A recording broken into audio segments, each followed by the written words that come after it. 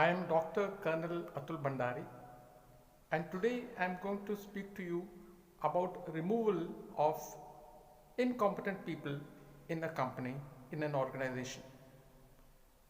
Now we all know who these incompetent people are.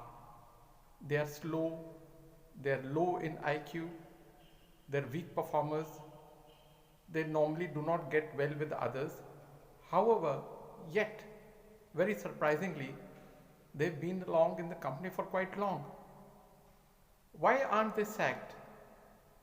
There are a multitude of reasons which people in authority feel that why they should stay.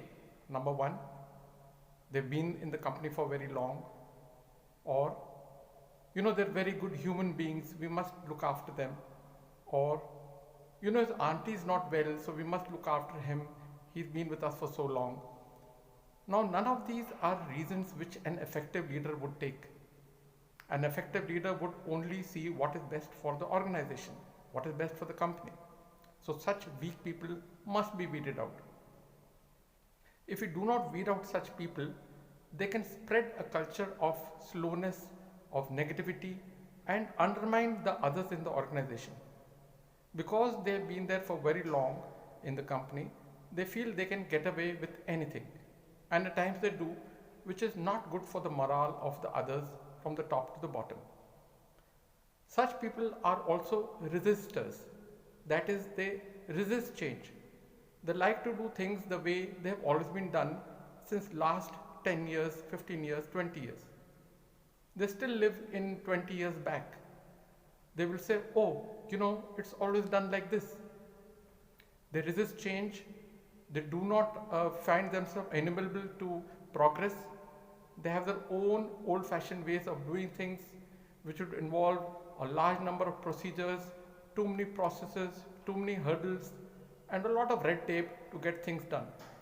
The end result is such people definitely slow down the system. What suffers? The company suffers. So it is important that such people must be weeded out. They must be shown the door. I would recommend that in any organization, the bottom 10% performers must be weeded out.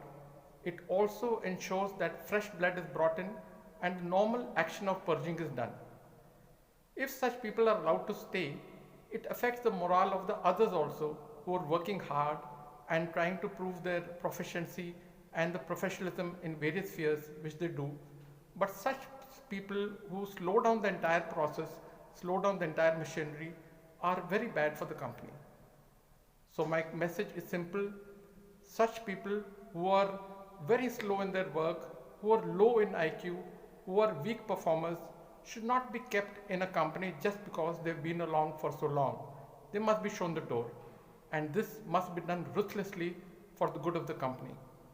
As I said, an effective leader is one who thinks of the company and not about keeping dead wood with them.